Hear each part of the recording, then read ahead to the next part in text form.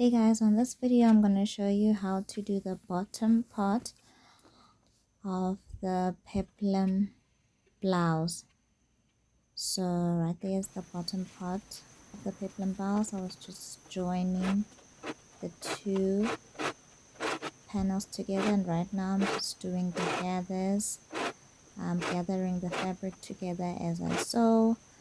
This is just simple basic straight stitch, and this will create the volume at the waistline on the peplum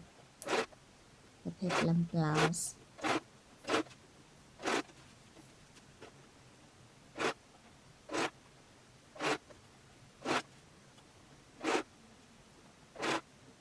And I'm done with the bottom part of the blouse. There it is.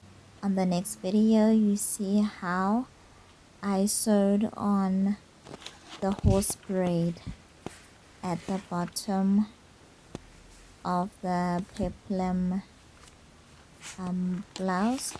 So the bottom part of the blouse that creates the volume on the bottom edge, I've sewn on a black horse braid, and I'm going to show you how I sew it on and how it creates this dramatic effect. Please like and subscribe to my channel. Thank you for watching.